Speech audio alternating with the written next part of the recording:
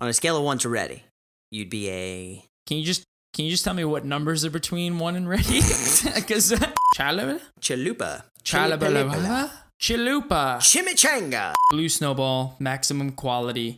I will not mess this up again, Rob. I was going to say, are you ready for take 2? Joe, don't mess up. Take 2. Boom. How to not properly run a podcast 101. Yep. Unfortunately, we've ran that episode once or twice.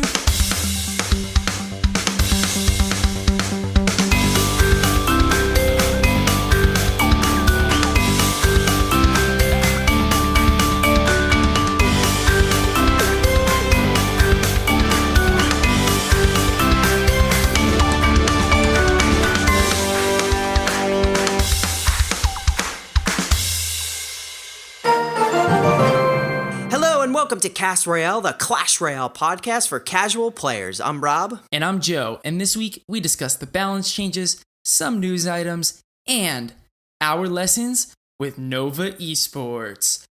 Boom! Boom, boom, boom! What's going on, man? What's up, bro? We are back for episode 36. 36. Boom. It's actually episode 36, take 2. Take 2 with a little asterisk next to it. Yeah. So we're finally in your feed, and huge apologies for the delay. So I don't even know how to describe it. Don't worry about it. I'll describe it. I messed up the audio. I hired some pesky goblins, as Rob liked to call them, to ruin my audio track. So we had an entire audio clip ready for you guys, and then I messed it all up. So I do apologize for causing the delay. But we are back better than ever, I hope, with a little asterisk. And we're here nonetheless, so just a couple of days late. Boom. Yeah. So let's go into a little bit about what's been happening in the arena for us, because I know that we're going to talk about like our trophy counts a little bit later, so we'll save that stuff. But I did want to point out that I finally got my mortar to level 12. Boom. And I got the Electro Wizard from a crown chest. Double boom! Dude, finally, and we were just talking about the fact on the last episode that you didn't have the eWiz. Now you have the eWiz. I know, and I feel like every deck that you play nowadays at least has this card in it, so when you give me a crazy deck, now I can actually make it, hopefully, unless you throw in something like the Inferno Dragon, because I still don't have that. Well, I don't have it either, and I wouldn't put it in a deck because of that, but... All right. Have no fear. You have the best defensive card in the game. It did have a little bit of nerf coming its way, which we'll get to in a little bit, but I'm super excited you got it, and I hope you're using it in your current decks. I'm not, but I think that's mainly because I just don't know a good deck, but I know that we got one to talk about a little bit later, so we'll just save that, okay? Boom. All right. Anything interesting happened to you this week? Any good upgrades or any good cards? So I've been working on getting my mortar to level 12. I did get it to 12-able, I'll say, but I don't have enough gold. I don't have enough gold to actually pull the trigger and upgrade it. About 20,000 short. In the meantime, I'm working on my archers because I still am using the Mortar Mauler deck, and so the archers are my next level 12 troop that I'm trying to get there, but, you know, again, I'm going to be in this, like, domino effect thing, because I'm getting the cards faster than the gold, so either I dump some money into the game, or I get much better at the game, so that I can win grand challenges, but, you know, I'm not quite there yet. Well, if it makes you feel any better, I am, like, 60 archers away from level 12. Can I ask you a question, Rob? How does that make me feel any better? Well, you didn't let me finish. But I only have 30,000 gold. Oh, okay. All right. Well, that makes me feel so much better. At least I'm not the only one. Yeah. Well, it's either that or I could maybe upgrade my rocket to level 8. But I only have like 197 of those, and I need 400. It's not enough. I thought before you were going to be like, well, if it makes you feel any better, Joe, I'm 40 away, and I'm going to upgrade it tonight. So good luck. Just going to be like, oh, okay. Thanks, Rob. Next time I'm going to just do that, whether it's true or not. Yeah, so I guess that's technically our week in the arena. We did have 2 websites show up out of nowhere, and they both do pretty similar things. Some have, or one has something that the other doesn't. I think you would probably be able to explain it a little bit better than I could. Of course. So the 2 websites are statsroyale.com, and the other is Starfire, spelled STARFI.RE. Both websites are really cool, as Rob alluded to. They both do similar things, so you can basically go on either website, put in your player tag, your gamer tag, check your stats, check your trophy count, check your chest cycles. So that's really cool, especially if you're trying to figure out when the next giant, magical, legendary, etc. is coming up. The other thing is you can check. The way that I use these differently is for Stats Royale, I use it more for like what's going on in the current meta. What cards are being used, what cards aren't being used, what decks are good to play in, what decks are not good to play in. The Starfire website is really cool because it gives you different charts that you can use, and you can also attach your clan to your gamer tag so long as you're like the leader of it, which is awesome. And the other cool thing about Starfire is it gives you real-time updates, and you can also download an application for your phone. So you can kind of track it much more simply as opposed to like logging into the computer and trying to check your stats. So very mobile, very accessible. It's so 1980s to just go to a website nowadays. Yeah, Rob. I mean, not all of us are 30. Some of us are, in our 20s, and we like to use the state-of-the-art technology like cell phones. Usually if something has an app, it's usually better. No, it's true. So they're both very clean. They're both user-friendly. You can kind of go in there very simply and just interpret the information. You don't really need to think too much about it. So be sure to check those two websites out. We will put the links into the show notes, so be sure to check them out. Boom. Yeah, so we also had a couple of challenges happen this week, or over the last couple of weeks, I should say. Mini challenges. Well, we had one epic challenge, which was fantastic, and you play to get the one-time rewards, and you'll get random. You get the random epics, which was fantastic. I got a ton of witches out of that. But then you're right. We also got 2 random mini challenges, and they were for rare cards. So there was a Valkyrie mini challenge and a Musketeer mini challenge, and you only needed to win. I think both were the same, right? 3 games. 3 games. And each win gave you 3 Valks, Musketeers, 5, and then 8. So, and you still got a chest on top of that. So like, I really, really dig the way that they're handling this stuff and giving us new ways. I knew that they were talking about giving us new ways to get more cards. And I'm really, really liking that, if you happen to be working on one of these, this is a good way to get those cards. Plus, they also put a special bonus offer in the shop. It wasn't, I believe, Joe, you were the one that said that you weren't too impressed with what was the first deal in the shop? Was it the Muskie or the Valkyrie? The Valkyries. So the Valkyrie, you weren't too impressed, and I feel like on the second time around with the Musketeer deal, they kind of made the deal a little bit sweeter. Right, so with the Valkyrie deal, when they put it in the shop, it was like you can get 50 of them for 200 gems, or 100 of them for 380 gems. So in theory, you're getting a small discount if you get 100 of them, right? But to be honest with you, casual players might not want to spend 200 gems for 50 Valkyries, or for Musketeers. So I was just curious as to why they didn't make the lower end of the shop purchase less gems.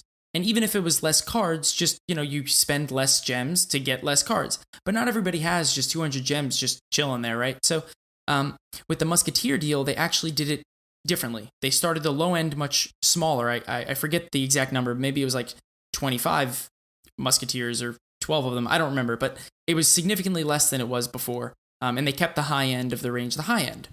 So if you had a lot of gems, you could still get them. But you want to know what these challenges really showed me? These 3 challenges in total, right? 2 mini challenges and then the 1 epic challenge. 1, they show me that they still want people to play them because the entry costs to get in them, while they were not always free, they were cheap. 10 gems to get in, not so bad. Right. The other thing is, if you notice, they're not giving you challenges just to give you challenges so that you can get some extra common cards. Instead, they're giving you rares and epics. And this is going to bleed into the next topic that we talk about in Radio Royale. But the reason I think that they're going into giving more rares and giving more epics is to dilute the population of just over-leveled commons that are currently out there. Over-leveled commons have never really been a huge issue in the game. I'd say it's been a growing problem. But feeding the card population of rares and epics really just kind of helps mitigate that, right? Yeah. No, I agree. On a slightly different note, one of the things that I kind of want to see is I really want to see these mini challenges stay in the game. I don't want them to like cycle out once they finish. I actually think that every week or, every couple of days, whenever they decide to cycle them, there should always be a mini challenge. It cycles through what rare gets shown in the challenge. And I think that would be really useful, because what do they have to do? Change like one line of code to randomly generate what card shows up? Right. And to be honest with you, right now they're giving X number of Musketeers or X numbers of Valkyries. But if they don't want to over dilute the population of rares, then they can just tone back how much they give us, right? I mean, it's just a little incentive to help other people get there, whereas leveling up a rare or an epic takes forever. Yep. But luckily these challenges are here, and hopefully they are here to stay, and maybe a little bit more often than we've seen them. Boom. So speaking of the good old Radio Royale, what'd you think of this week's episode? You mean the most spicy episode yet? The spicy meatball. The spicy meatball. That's right, dude. This episode was fantastic. To me, I really like the fact that they called this a spicy episode, because it really was. And if you listen to it, they really, for the first time ever, I think, not only touched upon, but also properly addressed a very sensitive topic, which is overleveling as it relates to elite barbarians and the Royal Giant. Yeah, they talked about a ton of stuff. And one of the things that was brought up was they talked a little bit more about the 2v2. And I'm not sure if you saw, I'm actually really happy that we wound up messing up the episode, because now we get to talk about it, because we didn't talk about it last time. That's right. So, did you happen to see Woody's video? Oh, I did.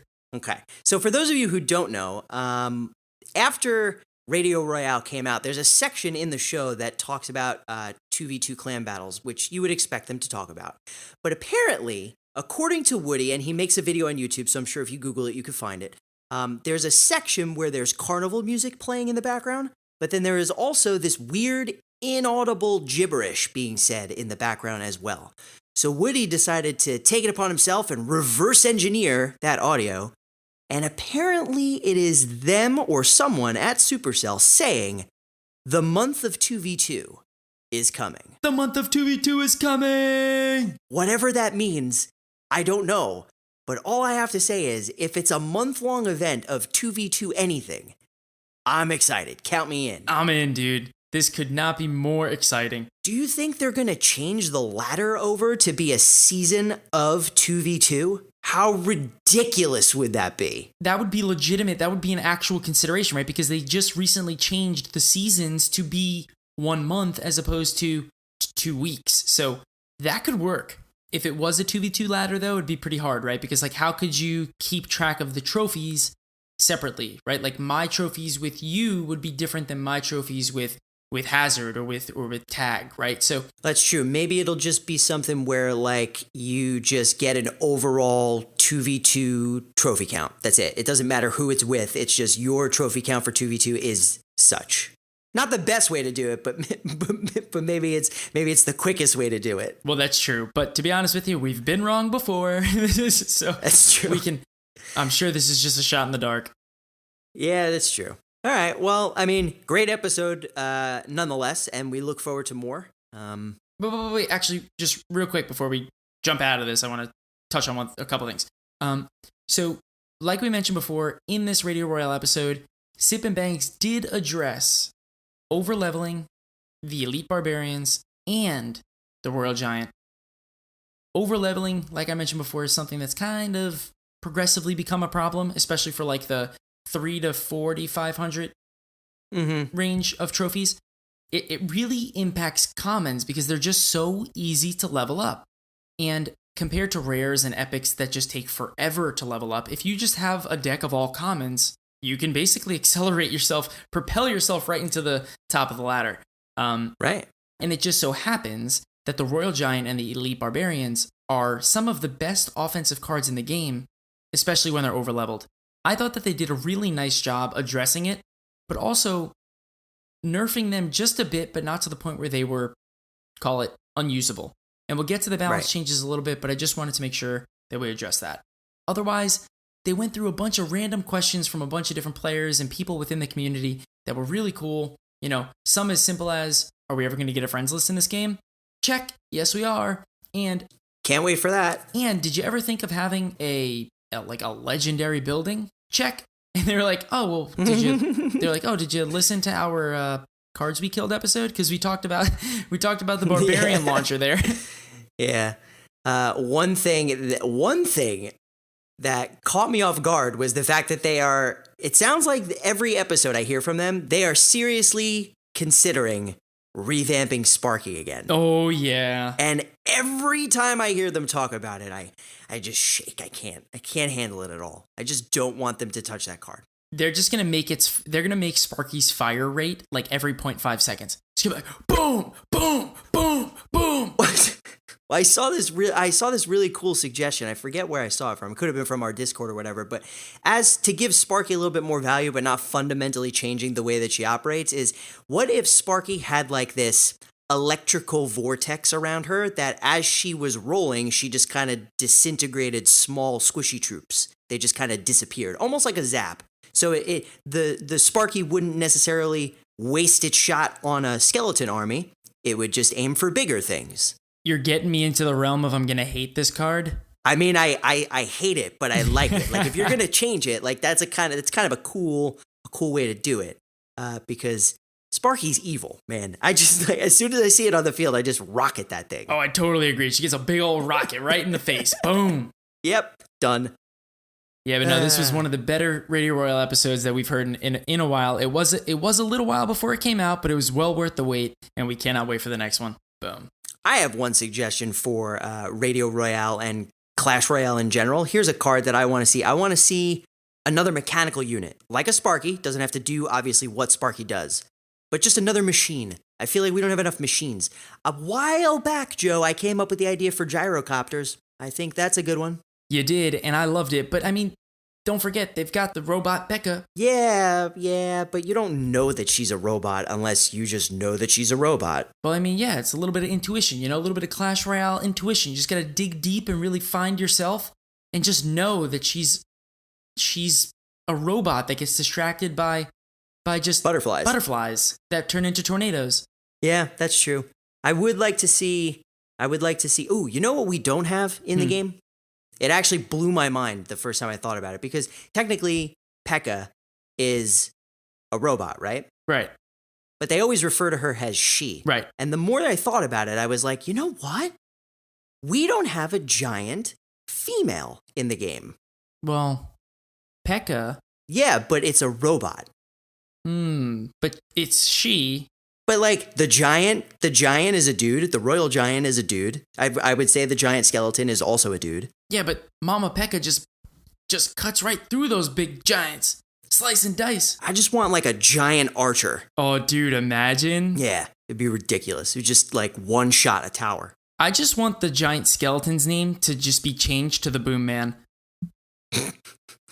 I think you're asking for way too much. All right, let's move on. All right. So last but not least, before we go into some fun stuff, we do want to make sure that we give a huge shout out to our friends over at the Giant and the Stick podcast. Darren and Morgan pretty much closed up shop on their podcast for a couple of different reasons, but the main thing is that they want to work on some other projects, and good for them. We just want to make sure that we highlight the fact that they have been around as long as we have. We started this podcast when they started their podcast. We've been doing it for about a year. For those of you who may know or don't remember, we did PodClash 2017 with them, which was a great tournament for the community. And it's worth mentioning that they absolutely helped put Clash Royale podcasts on the map and made it into such a huge deal for people to come and get their Clash Royale information via podcasts. So we want to just thank them for everything that they did. And if you haven't given them a listen yet, not as family friendly, so just be aware of that before you go and listen with your kids, but they definitely deserve your time. That was very well said. I'm not sure I can add any value to anything more than what you've just said, but I must say, Darren and Morgan, thank you so much for what you do, for what you did, and for contributing to the podcast space, for helping everyone that we know get on the map, and we wish you nothing but the absolute best of luck. Boom. And maybe one day you can come on our show again as a nice little reunion. Double boom. Mm-hmm. So tonight on the show, we have two very special guests from Nova eSports. Nova eSports! Boom! Boom. We got Hazard and SirTag here to tell us a little bit about what we've been working on and maybe give some tips to the casual player. So welcome, fellas. How you doing? All right, how are you? Hey, what's up? Doing well. Thanks for joining the show. I think not all of our fans, or not all of our listeners, let's just call it, might know who you are. So I think before we dive into the thick and thin of things, can each of you kind of go through your background, who you are in the game, and kind of what you do? So Tag, you want to go first? Sure. I'm Jake, aka Tag, and I'm a partnered streamer on Twitch. I usually stream Monday, Wednesday, Friday at 6 p.m. Eastern. If you guys have checked me out then. I also have like 500k challenge cards won, even more actually. Wow. Kind of sad, kind of Amazing. Yeah. I'd like to think I'm close to that, but I'm nowhere near it. Yeah, I did really well in CRL season 1. I was undefeated, and I did well in most of the team leagues. If you've kept up with any of the competitive scenes, I've been at the top. Very nice. And Hazard, how about yourself? So I am also a partnered Twitch streamer. I stream every day from 4 to 6. But also I've mainly just been a top competitive player for a while. Back in the day, I was kind of iffy, but I would place well in 15Ks. There was a LAN tournament back in September in which I finished second actually. And since then I've really just things have kind of blown up. I've become like a top ladder player and just trying to be the best player that I can be, improve over time, that kind of thing. That's awesome. So let me tell you, Rob and I are super ecstatic to have you guys as our coaches for this season. And one thing that I think we wanted to start off with was, the differences between the two of you, not only when it comes to your styles, and clearly you have different styles, but to not just to the game, but also in coaching. So we kind of just wanted you to share a little bit with our listeners what your style of coaching was. When you took us under your wing, what was it like, and what was your strategy to kind of help us identify what we were doing wrong and then improve on those points? So Hazard, you want to go first? Yeah, sure. So starting off with Rob, I kind of watched some ladder games of him. He just jumped right in. He was playing a motorcycle deck, which, I'm fairly good at cycle decks, so I just gave him some pointers here and there. Tell him what he's doing wrong, like make sure like troop placement, for example, or like not leaking elixir, like what better plays are, how to do starting hands. And then after I watched a few ladder games, I actually went in depth and we played some one-on-one matches via Facebook, and those were pretty good. Rob actually he took a big chunk off my right tower one time, which was pretty good. I only had one game that was like that. I was very proud of that moment. Yeah. He made sure to tell me about that game, by the way. But yeah, just kind of going through, watching him, and also playing against him, just seeing some simple mistakes that were going on, trying to like improve him as a player, make him more solid by giving him tips and pointers throughout the game and after the games. Yeah, so one of the things that I immediately noticed and became very apparent when I was playing is I tend to bunch troops up a lot. And I don't always I do try and like spread them out every once in a while, because I know that, you don't want to be one shot it with a fireball or a rocket or what have you. But in using the Mortar Mauler deck, Woody's deck, I feel like I have to have a bunch of troops trying to push the oncoming push away from my mortar. So that's what I instinctively wanted to do. But, Hazard was working with me a lot on where to specifically place certain things, especially on the defense when I'm dropping my mortar, and making sure that an oncoming Hog Rider always goes towards my mortar at least 95% of the time. So I was not able to do that previously to these lessons. Boom. Tag, how about yourself? Your style was a little bit different than that. You kind of want to run our listeners through your style and your strategy for this experience? Yeah, sure. I'm really methodical, and I really like just analyzing replays at the start of our experience. So when I first saw Joe, I wanted to make sure that I was able to look at his replays and just get a feel of what type of style he's actually trying to play, what he's thinking when he's initially playing, and just see what mechanical things I needed to work on him with. So initially we went into a game, and I saw a few things. I wanted to see a little bit better elixir management. That just means being a little bit more decisive with your cards, making sure that you're not leaking elixir at any point. Leaking elixir means you're letting your elixir bar reach 10, and then therefore you're like just wasting elixir. So that was one of the biggest things, and I see that a lot when people are trying to improve or they're not sure what they're doing with the deck. Those small mistakes can really just add up, and it can really translate to a huge advantage to your opponent.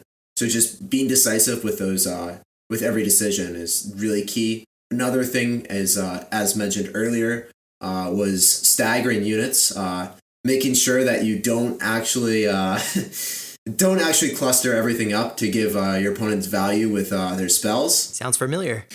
Yeah, that was kind of big. And then the third thing was just overcommitting on defense. Make sure that you any elixir that you spend on defense is going to be utilized well when you convert that defensive maneuver into offense. So say you defend a Hog Rider with like an Inferno Tower. The Inferno Tower isn't actually going to walk across the map and pressure your opponent. So I told Joe, like, you stop dropping the Inferno Tower or stop dropping a building when you can be dropping an Electro Wizard plus skeletons, and you're not going to get any hits from the Hog Rider, and you're able to translate that into a pretty nice counter push with even a graveyard with the support of the Electro Wizard. So just keeping in mind those subtle interactions that I didn't really know if most people would know that stuff without playing a lot.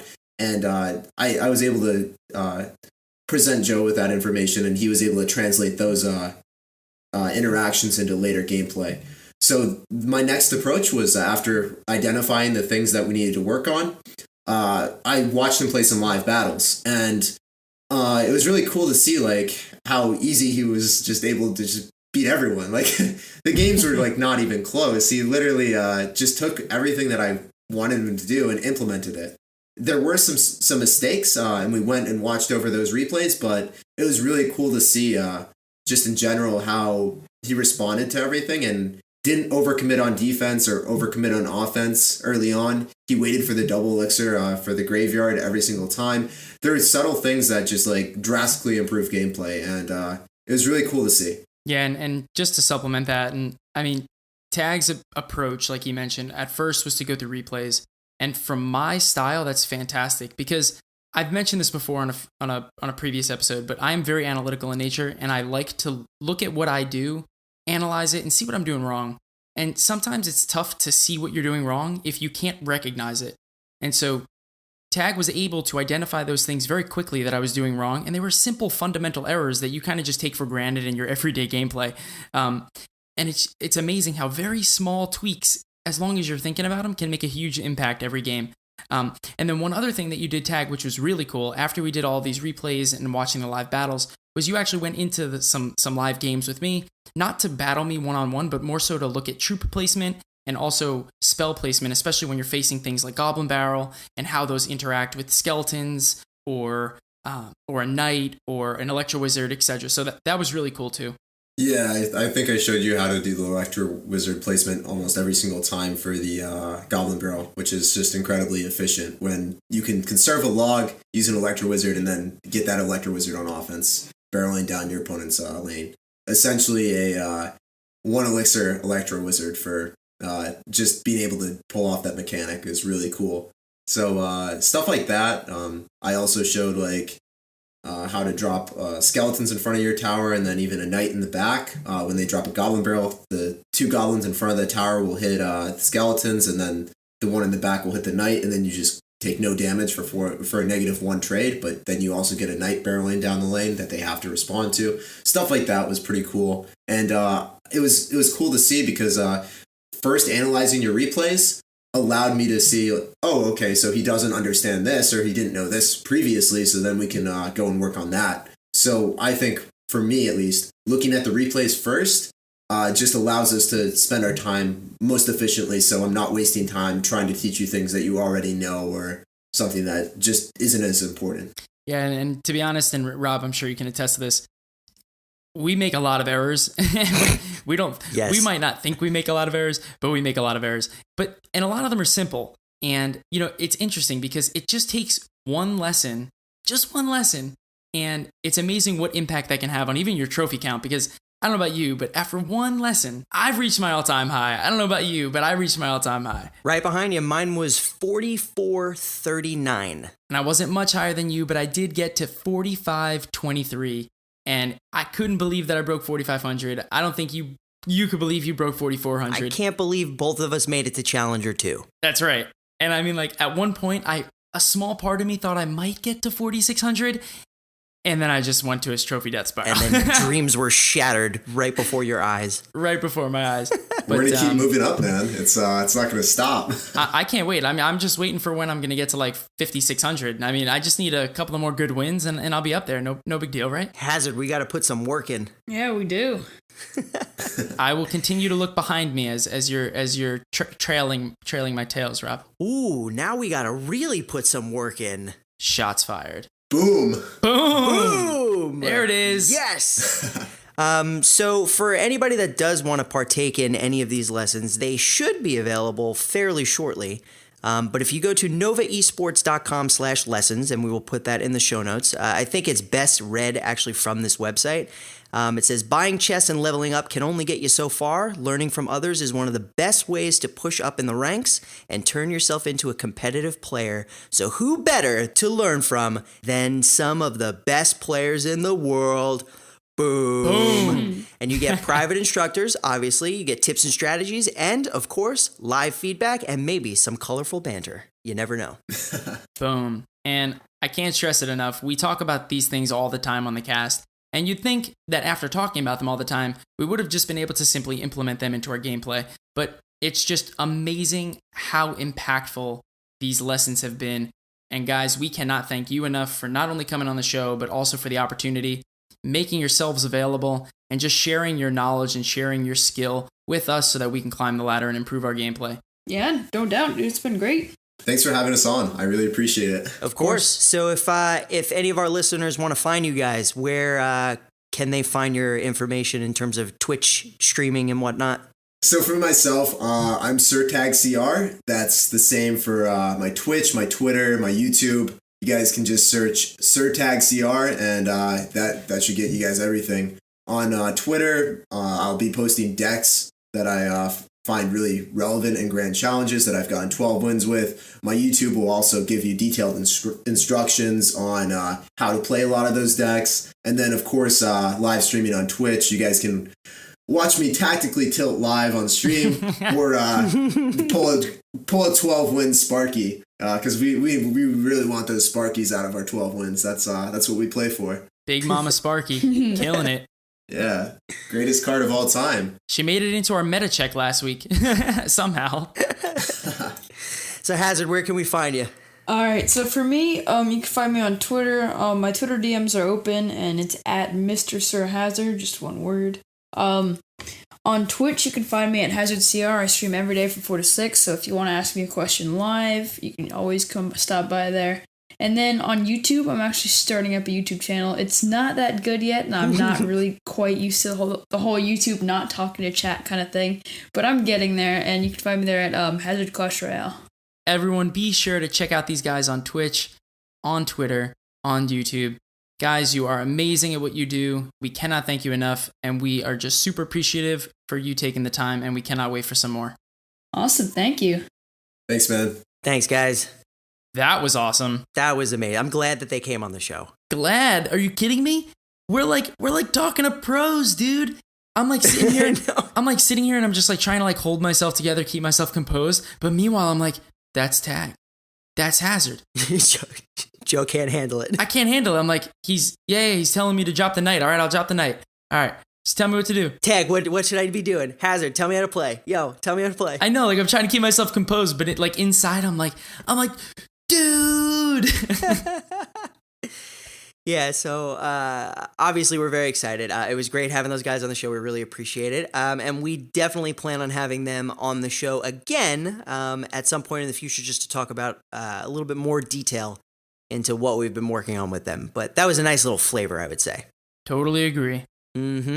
So we got some balance. balance changes. Balance changes. Boom. The 419 balance changes came with a wrath, and the first change that we got was to the Royal Giant, Royal GG. who had its deploy time increased to 2 seconds from 1 second. That's right. And this was part of the Radio Royale discussion that we were talking about before, so we won't go too deep into this, but it was simply to address the overleveling issue, to reduce the Royal Giant's immediate impact that it had on the map, and just make it so that the card was played with more quote-unquote skill. If you reduce the impact it has right up front, then people will probably be more prone to use it in the back behind their king tower to develop a big push. Mm-hmm. And if you're developing a big push, you typically have to use better strategy as opposed to just plop the giant down and just see what he can do. It's funny too, because now that this change went into effect, I am noted, especially since Royal Giant decks are the evil of all Mortar Mauler decks. So I've That's definitely right. been noticing, right? I've definitely been noticing that the Royal Giant has been placed a little bit further away from the river. It's not on the river all the time now. Totally agree. Mm-hmm. So the next change that we got, which goes in line with what we were talking about before with Radio Royale, is to the E-Barbs, the good old elite barbarians, whose hit points were decreased by 4% and had its initial attack slowed by 0.1 second. That's right. This change doesn't impact them drastically. They're still going to be able to slice and dice those big meaty targets when they're playing on defense, but what this really does is just make it a little bit easier to defend against them. And Rob, I'm sure you can attest to this. Before this balance change, how often did you find yourself just barely about to kill one of those elite barbarians and they get one slice off on your tower before you kill them? Oh, dude, all the time. And I have to be honest, when they came out onto the field, I would go into like a mini panic attack and not be able to handle it really well. That's right. And now that this change has happened and I've been dealing with it for a little bit, I won't say that they are much easier to deal with, but I will say that it is noticeably different. If you can just take a step back, take a deep breath as soon as you see him, and just play slow and just play calm, cool, and collected, choose the right cards to defend against them, you're going to kill them before the tower will take any damage. I mean, you might have instances where they get to the tower, but if you really truly understand how to just defend against elite barbarians, this change, even if they're overleveled, should allow you to properly defend against them. I agree. So the next two changes are actually, they kind of go hand in hand. So one of them was the Furnace, who had its hit points decreased by 5%, whereas the second one was to the Goblin Hut, who received the Furnace's 5% and had its hit points increased by the same 5%. That's right. And I thought this was a really interesting change, right? Because for the longest time, we've been talking about the fact that the Goblin Hut is just completely unused. And when it is used, it's like, nah, who uses that card anymore? And the thing is the Furnace is a 4-cost card. And you get such great value out of it because not only does it have great chip damage, but it also has a lot of health. And because it has a lot of health, it's just very good on the defensive end because it takes a while for your opponent to get through it. The Goblin Hut was a 5-cost card, and it just didn't have the same impact on defense. It provided some chip, but not as much. And, it was just easily killed on when it got some damage taken on it. So, ultimately, this change makes them a little bit more interchangeable.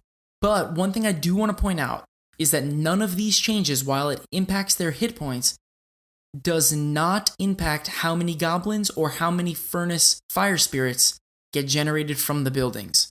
Just to clarify. Right, that's a good point, because this doesn't change how long it's on the field. This is just its life points. Exactly. Good call.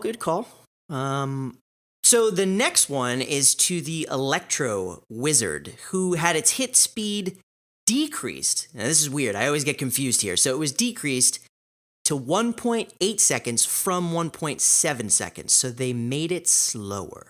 That's right. And I mean, we've talked about this before.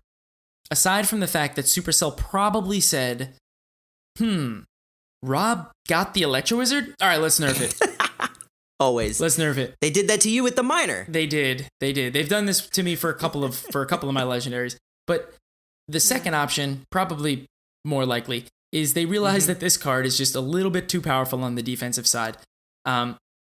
It's very good, very efficient, very control-oriented, and really prevents your opponent from being able to do much of anything for a lot of its cards. So, and don't forget, when it's done doing that, it goes on the offensive push, which is just equally as hard to defend against. So, slowing it down a little bit might seem like not much, especially when it's only a 0.1 second decrease in speed.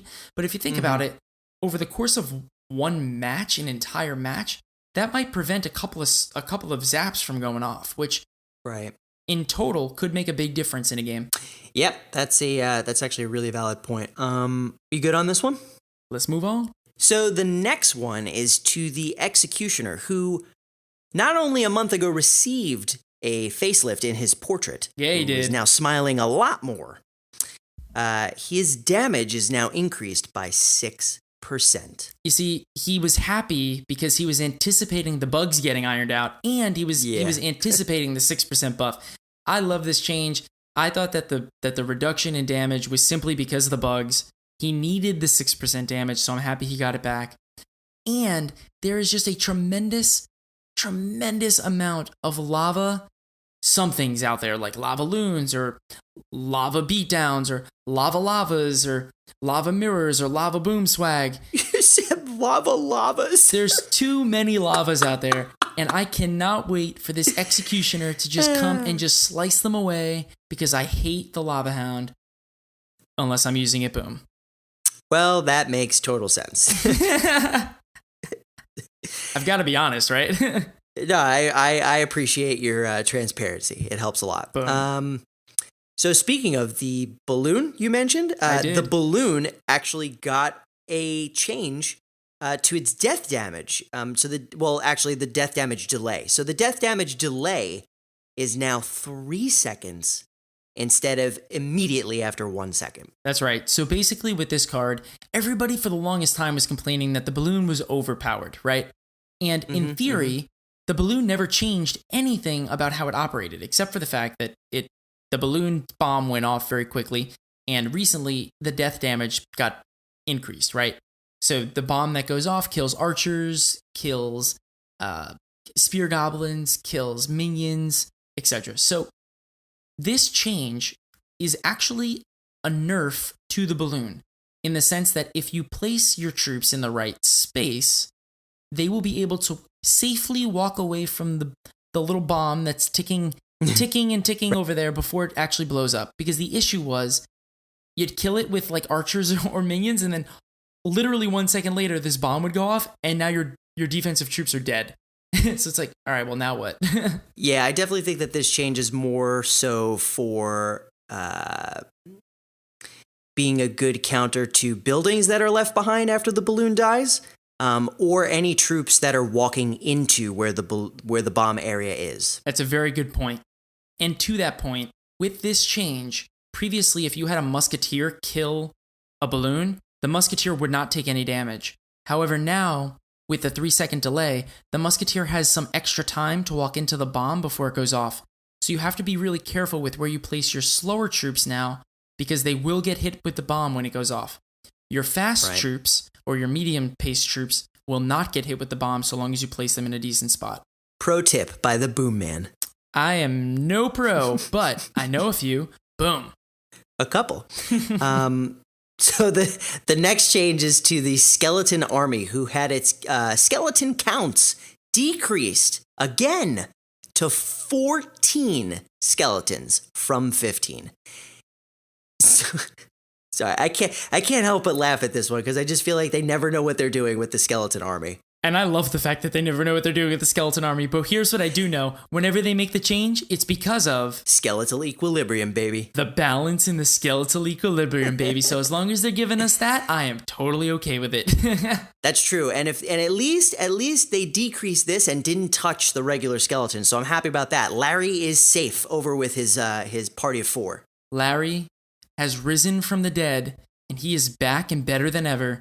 And I love that guy. Boom. Boom. And the last change is to the Lumberjack, whose hit points were increased by 4%. I will keep this short and sweet.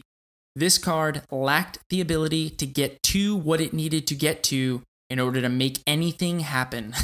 He's fast, he's strong, he does drop the rage effect, but he needs to be somewhere important for that to happen, typically in the thick and thin of things. Previously, he was dying too quickly, and sometimes just soon enough so that he couldn't get any damage onto a tower or a troop. This 4% increase might not seem like a lot, but with the rest of his kit, allows him to get some extra damage in, and that's what this card needed in order to be viable. Very well said. I can't add anything to that. Boom. So that was fun. Let's move on to our meta check. Meta check. So what do we got this week from our good old buddy, Lord Christmas? AKA Devin from Castle Royale 2 hits us up yet again with another meta check. Are you ready? I am ready. Lay it on me.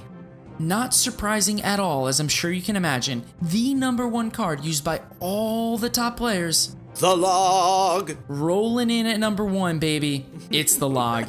We've talked about this card before, so I will keep it short and sweet. I will point out the fact that spells are easier to be the number one card because there are less spells. So let's just keep that in mind, right? There are so many less spells than there are troops and buildings, so in theory, it's just the best, not only the best card in the game, but it's the best spell in the game. And when that combination happens, it's likely to be the best overall used card in the game. Okay, number 2, which is a little bit of a surprise, the Goblin Gang. Tied for second best with the Skeletons. So Larry is getting some competition from the 6 gang Goblin swag. Boom. I'm impressed. The card is seemingly becoming very popular. People are figuring out very neat ways to defend with this card, and the value that you get from not being able to kill all 6 of them with a zap is just tremendous. At the end of the day, it's a 3-cost card that gives you 6 troops, and if you're facing something that has to swing through each of them, it takes a long time to get through. So this card has seemingly become more popular, and I can't wait to see what unique decks continue to come out of it. It's funny, I actually feel like I see this card in decks that contain the Goblin Barrel, the Skeleton Army, and the Minion Horde, because all 4 of those cards, including the Goblin Gang, cause your opponent to use the spells that counter the other one of those cards. So like a zap, an arrow, and once you get your opponent cycling those cards, you can just nail them with whatever you have left. And that's the Zap Bait Log Bait deck, baby. These decks are super prominent in the current meta, and it's cards like this that make them viable, because you get such tremendous value if your opponent does not have a response to them. Good point. Anything on that list that came as a surprise? Did Sparky make an appearance this time or no? To my utter grief, Yeah, right. Sparky has left the building. Good. Sparky has received one final rocket to the face. She is no longer operating, and she's currently being worked on by Supercell. Excellent. She's being repaired. She's currently being repaired. Even though the Electro Wizard got a nerf, he is still easily the best defensive card in the game. So do not take him out of your decks. Just try and find different ways to use him effectively. One thing that I will point out, which you might have noticed, is the use rate of the Musketeer has gone down significantly over the past couple of weeks. And here are the numbers. 2 meta checks ago, 31%. 1 meta check ago, 23%. And in the current meta, 16% use rate. Steadily decreasing. And my analysis tells me this. The 2.6 Hog Cycle deck, which once was very, very popular, is not as popular anymore. People are finding ways to counter the 2.6 Hog Cycle deck, which made the Musketeer very viable in the current meta. And because of that, she's not seeing as much play. It doesn't mean she's not as good. And she didn't get nerfed, right? It's just she's not being used in that deck as much because there's less of those decks being ran. Right. Yeah, no, that makes sense. And I also feel like a lot of people have been running archers pretty often because you get 2 of them and they're way cheaper. That's right. 3 costs, 2 troops, and they are more difficult to kill in the long run. Yeah. And the other thing, which I'll just touch on very, very quickly is that people seem to have found better uses of 3 Musketeers as opposed to the single Musketeer, especially when they're running an Elixir beatdown deck. And so it's just interesting to see how the meta has changed over the course of 3 weeks. Yeah, that's a really good point. That's why I'm glad we still do this. And sir, there you have it. The meta check. Boom. I love it. That was Boom. good. I like that one. So the first time we recorded this, we actually had chests to open and actually opened them. And obviously we didn't save any because we didn't prepare for the hiccup that Joe caused. So we have no chests. So we're skipping that this week. Moob. Total utter moob. Yep. But we will never go without our deck spotlight. Deck spotlight. So this deck is actually, and you can correct me if I'm wrong, the deck that you used when you were working with SirTag, correct? That's right. I use this deck with my coach, with my dude, SirTag. And if you can't tell by the name, it's clearly named after our buddy. So we dubbed this one Tag, You're It. And it is a 3.3 average elixir cost deck, and it contains the following cards: the Knight, the Furnace, Skeletons, Archers, Electro Wizard, the Log, Poison, and the Graveyard. That's right. Tag, you're it. And here's the thing about this deck. Before we go into each card, overall, the deck is super control based. The goal with the deck is to counter your opponent's actions while you set up some offensive play. The Graveyard is in the deck, but you can't use it too early. You do have to wait to play it at the right time. And when I go through each card, you will see when. So, we will start off with the Knight. The Knight is your only tank in the deck. It is your defensive troop to soak up some damage, and you will use this card for 3 different purposes. 1, to defend and soak up some damage. 2, you will use it in front of your archers so that you can poke some damage at your opponent's towers. And 3, at the end of the game, you will be using your Knight to tank for your Graveyard by dropping him right at the bridge, let him walk across the river, drop the Graveyard, and just watch the tower melt away. So he's pretty pivotal to this deck. He makes this deck possible. If you were to switch this card out with an Ice Golem, it would make it cheaper, but it would make the deck completely unusable in a competitive way. Right. The next card up is the Furnace. The Furnace allows you to have versatility in the deck. It allows you to plop a building down, create defensive presence on the map, make it a little bit tougher for your opponent to deal with, and is chip-based in nature. And the cool thing about a chip-based card is that it forces a reaction from your opponent. Sometimes they don't have the answer that they want right off the bat, and they might have to drop some elixir when they don't want to. This deck causes your opponent to do things they don't want to do, and that's what you need to use it for. Aside from that, this card needs to be used to pull big, tanky troops like the Giant, the Golem, and even the Lava Hound into the middle of the map so that your archers and or Electro Wizard can do some damage to them. So you do find that this card winds up being very useful because it can either A, help you with your push on your side of the lane that you're running, or B, distract the other lane while you do your push in the original lane. Both of those things are very true. You will use this card to facilitate with your push, especially at the end of the game, but during the middle of the game, you're using it to counter your opponent's pushes and dedicate some resources to the other lane. And if you can do that appropriately, it really stops your opponent from being able to build anything huge up, right? Because they have to focus on 2 different places. Yep, And that's one of the things that I noticed when I was working with Hazard. I'm not pretty good at that. Yeah, man, you and me both. Something we certainly have to work on. So aside from that, the next card in the deck is the Skeletons. Our boy Larry keeping it real in the 4-pack. We've talked about this card at length in previous episodes, but the Skeletons are going to be used defensively against your opponent's most offensive troop that probably can't attack back, like a Giant or a Golem, etc. Ultimately, you want to make these cards an annoyance for your opponent. Take damage away from the tower onto something else, and let your other cards like your Archers or your Electro Wizard, and even your tower, Just deal the damage they need to deal. Next up are the archers. The archers are fundamental and they are pivotal to this deck. The archers are very good at cycling because you can place them both behind your king tower and they'll both each walk in one separate lane, and it just gives you some options to attack one lane or the other. Right. They are very, very good in a current meta of just very popular graveyards. If you plop them behind the tower, both of those archers will probably kill all of the graveyard skeletons without your tower taking too much damage. At the end of the day, these things force spells out of your opponent, especially if you can get your knight out in front of them, because they deal so much damage when they're left alone, a surprising amount in fact, and your opponent has to react to them, otherwise they're not going to win the game. The Electro Wizard.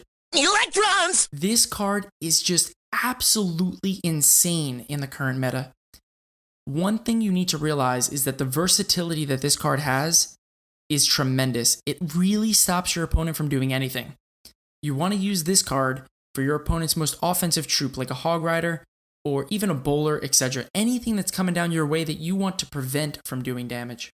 This is extremely good against things like Zap Bait decks, especially if they're running things like a Minion Horde or Goblin Gang or Skeleton Army, which pretty much all of them do. Right. Because what this does is it doesn't make you have to use a spell to kill all of them. If you drop the troop down and he stays alive, it creates an offensive counter push that you're developing. It actually helps you in the long run because it forces your opponent to do something else.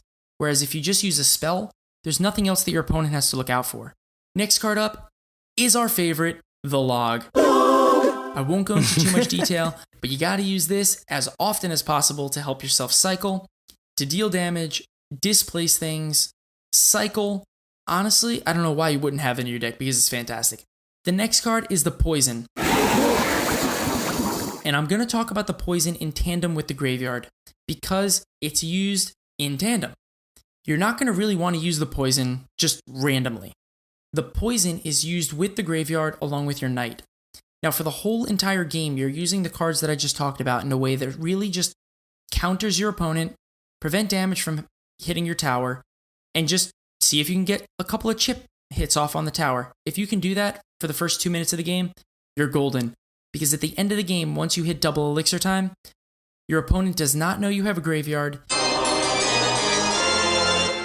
You can drop your Knight right at the river. As soon as you do, drop the graveyard on the tower. Their Archer Tower will lock onto your Knight, and you're just wreaking havoc with some graveyard skeletons. The cool thing is, once you do that, you just simply wait, drop the Poison on whatever they're defending with, and you just swag out and win, baby. The Poison allows you to get some good damage on the tower, kill your opponent's troops that are killing your skeletons, and just get amazing, amazing value. And to be honest with you, if your opponent messes up, which they might because they don't know you have a graveyard until the end of the game, you can take the tower in one full push, and that's all you need to win the game. So I'm really digging the fact that this is a 3.3 AEC, but I have a question for you. Do you find that when you play this, there is like a specific deck that it just has a really hard time with? There's a few. This deck is very heavily reliant upon the graveyard spell. If your opponent reacts well to your graveyard, or if you play your graveyard too early and they can really identify to it, it makes it hard to win. One of the worst possible cards you can go up against in this deck is a Valkyrie. The Valkyrie just eats the skeletons from the graveyard away. It makes it very hard for you to get damage off on the tower. And to be honest with you, if you do your graveyard poison combo, you're not getting much value on anything. And at the end of the day, you're just putting in negative elixir, whereas they're developing a great counter push on your end. And oh, by the way, their counter push has a tank in it. Right. And like the Poison isn't going to kill or take care of a lot of its health from the Valkyrie. So exactly. So I would say that that's one of the most challenging decks that I've faced. Aside from that, things like Lava Loon are difficult to beat because you have to be really precise with your Electro Wizard placement. And also Lava Hound lightning spells are very difficult to deal with as well because you're going to find yourself wanting to drop the Electro Wizard quite often. The problem with that is that the Electro Wizard, Tower, and your Furnace are very susceptible to a lightning. And so you really have to be conscious of that when playing a Lava Hound deck because you're going to want to drop the archers as opposed to your electro wizard until you know they don't have a lightning or they've used it already.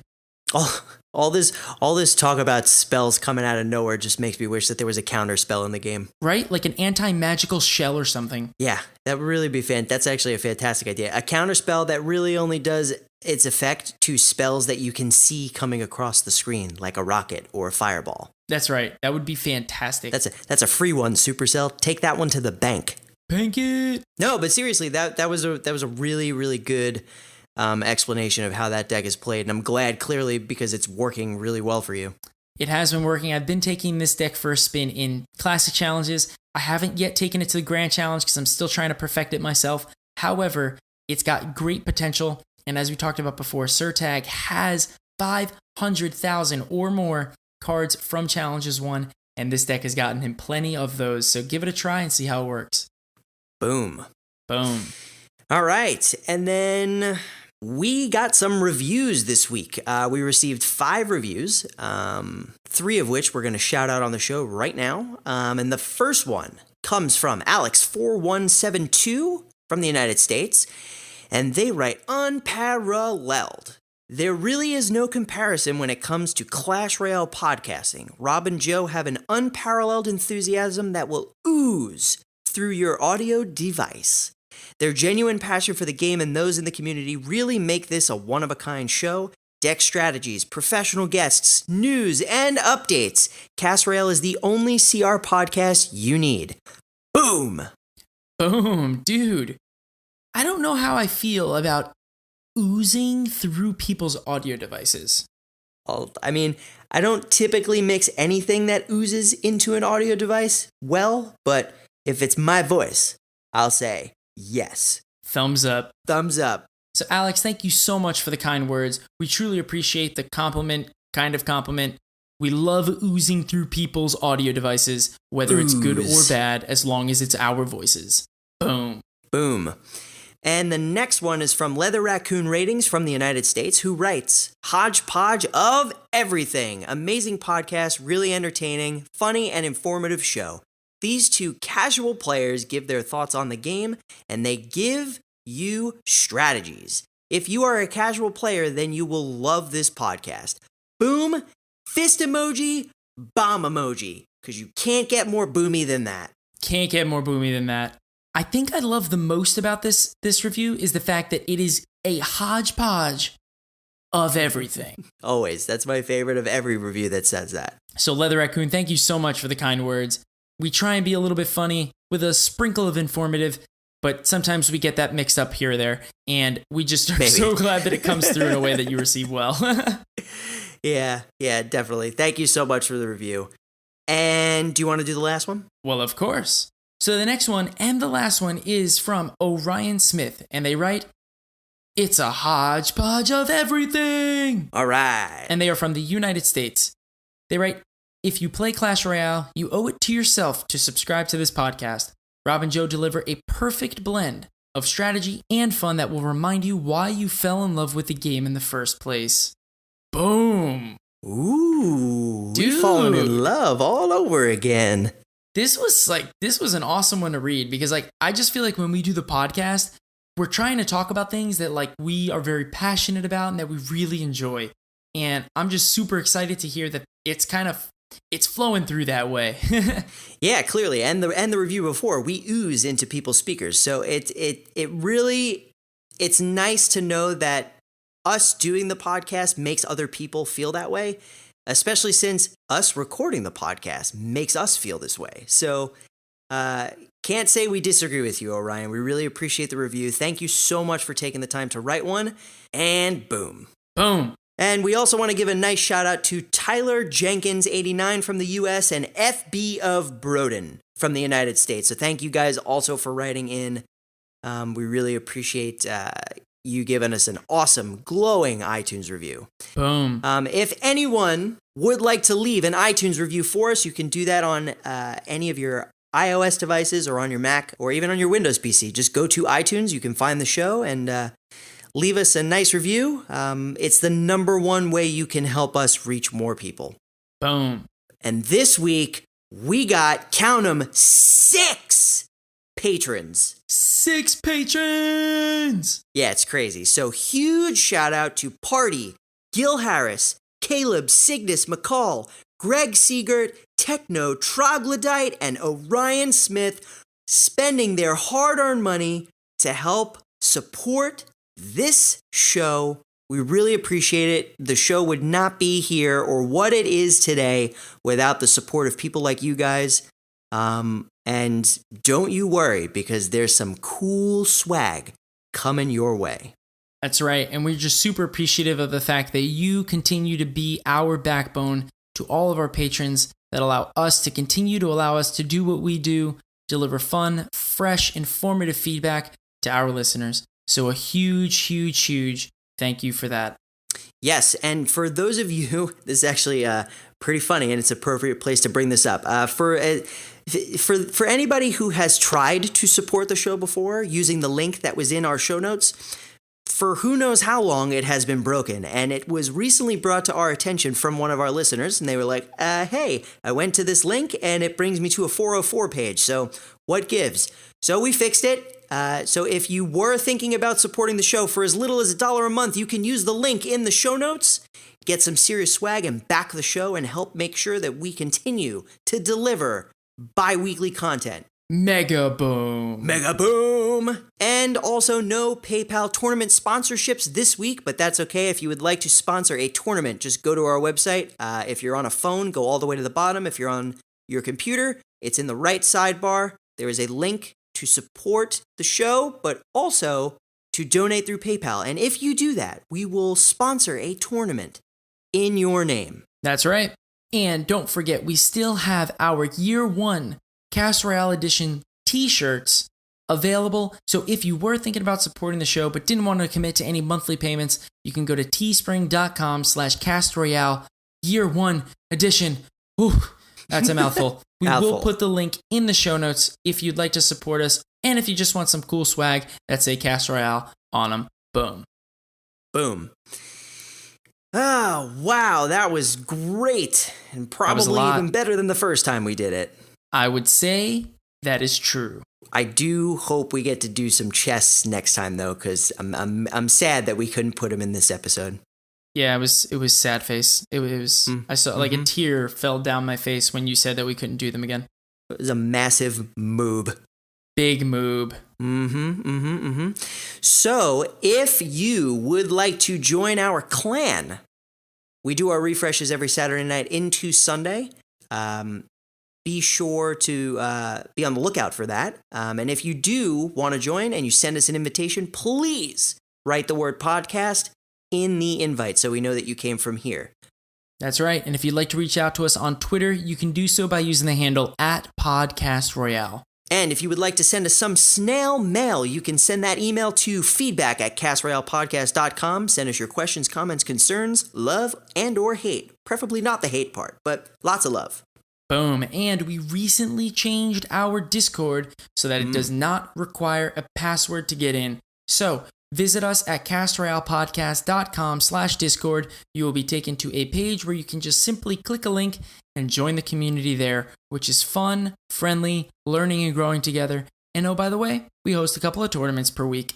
Boom. Oh, and by the way, when we do have open spots in our clans, we announce it in the Discord, so you're the first to know. So be sure to check that out. And we also have our YouTube channel that's still going. If you like to listen to the podcast via YouTube, for whatever reason, you can get to it at youtube.com/CastRoyalePodcast. And as Rob mentioned before, if you like what we're doing or you'd like to give us any sort of feedback, please consider leaving us an iTunes review. It is the #1 way that you can help us reach more people. Boom. And last but certainly not least, be sure to take our not ever updated survey. Not so updated survey. Anyway, the point of taking the survey is it helps us understand who is actually listening to the show so we can get a better idea of what types of decks to pick for the deck spotlights or create for the deck spotlights. So if you could take 2 minutes out of your day, it's 10 questions. Promise you it won't take more than 2 minutes. Just, fill out that survey for us. It really helps us out. Boom. So, how's it feel to finally finish recording this for the second time? To finally finish recording again. Yes, exactly. Feels great, doesn't it? Feels fantastic. Feels like I've done this before. Yeah. Well, I guess I should mention, the next time the podcast is released, after this episode, I will be in London. So I'll be there on the Sunday that we normally release the episode. The goal for Joe and I is to record our episode a little bit early so we could release it a little bit early. So you might see another episode in your feed before Sunday. And then don't look for another episode in your feed until 2 weeks from then. So we're just preparing you that it's going to come out a little early next time. That's right. So prepare your ears, folks, because it's coming soon. Boom! That was a beautiful sounding boom. I don't know if I've ever heard a more beautiful boom than that. It had good tone to it, right? I feel like it was the start of a beautiful song. I feel like that's how we should have started our intro music. You think so? It's good, but it's not that good. If you did that, I'm not so sure anybody would listen. I mean, I would listen because you obviously sound fantastic when you sing. I mean, everybody should listen when you sing, but I don't know if anybody would. Well, it's funny because when I really actually do that stuff, I only usually save those types of booms for when we open legendaries on the show. You just never hear it because you're yelling with me. Oh, dude, when we open up a legendary on this show, I go ham. I'm like, boom! It's literally a party in here every time that happens. Luckily, it doesn't happen often. I think the roof would fall down. Either the roof would fall down or our microphones would explode. Either way, a big boom is coming. I agree. So, anyway, if there is nothing else, get ready until next time for another hodgepodge of everything! Hodgepodge of everything! Boom! Bye. Bye.